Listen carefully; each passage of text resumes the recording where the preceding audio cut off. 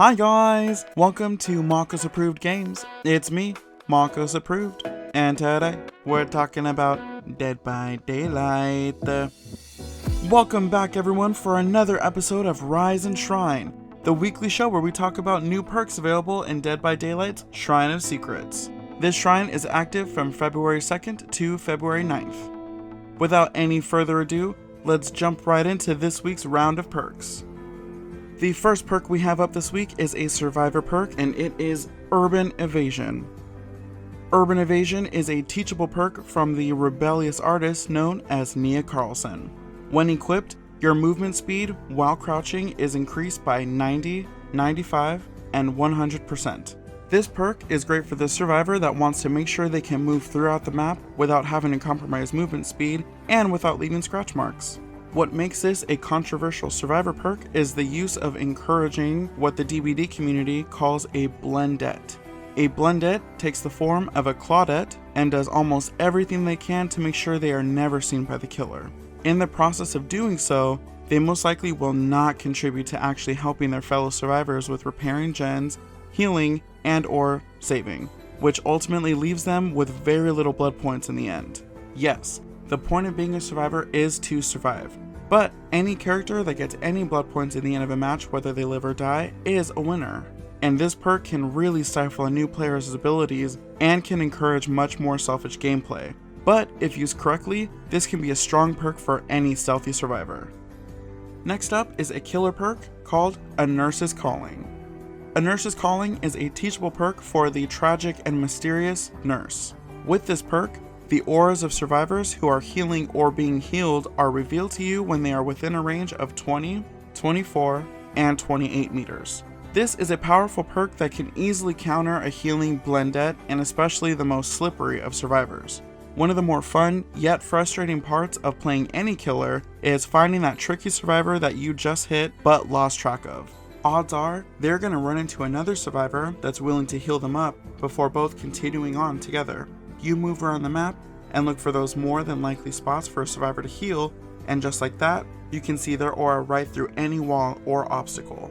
The beautiful part is that you're also able to see the aura of the other characters that are healing them, giving you a few seconds to react on how you'll be able to stop them all dead in their tracks.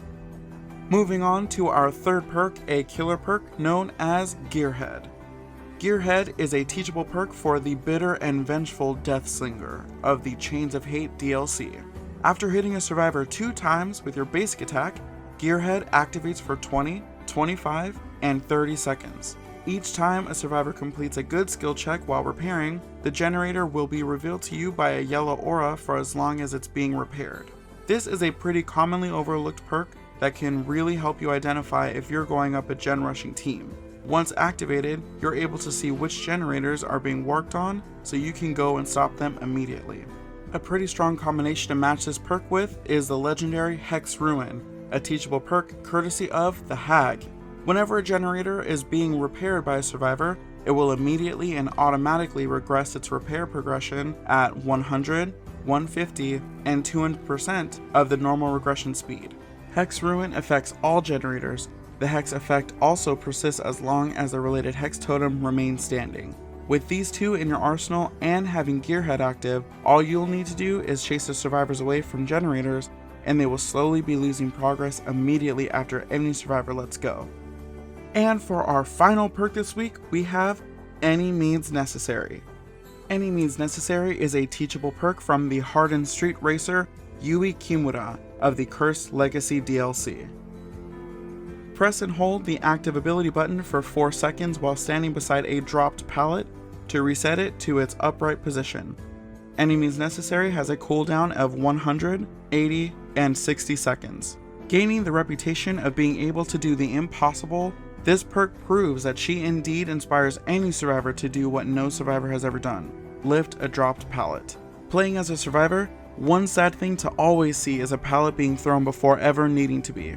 But as long as the killer doesn't immediately break the pallet, you're able to swoop in and save the day, giving you and any survivor the ability to reuse the same pallet as many times as possible. This perk can be a bit tricky to execute because if the killer is chasing you, you have to be extremely sneaky to circle back to the drop pallet and lift it up in time to reuse, or you simply have to be mindful of where survivors have ran to and see if there are any dropped pallets in that area that you're able to reset. And there you have it, folks, our perks of the week. Let me know in the comments which perks you're going to pick for yourself, or even let me know if it's better worth saving your shards for next week's shrine. As for me, the Marcus approved perk of the week for Survivor is going to have to be Urban Evasion.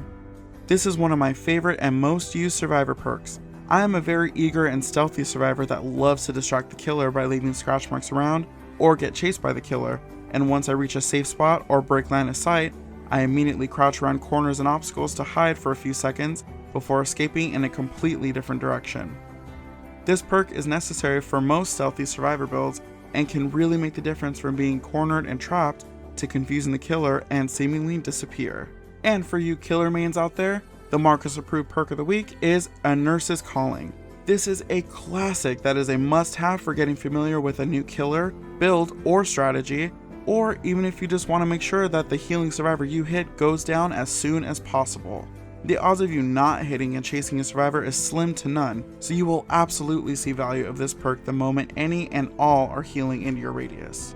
And that about wraps up this week's episode of Rise and Shrine. But first, I want to thank you again so much for watching, and if you've enjoyed and or found this useful, go ahead and leave a like, subscribe to the channel if you haven't already, and ring that little bell icon to get notified when I post the next episode. Thank you again for watching, and I sincerely appreciate your support. Until next time, my name is Marcus Approved. Now go out there and make this week you approved. Bye guys!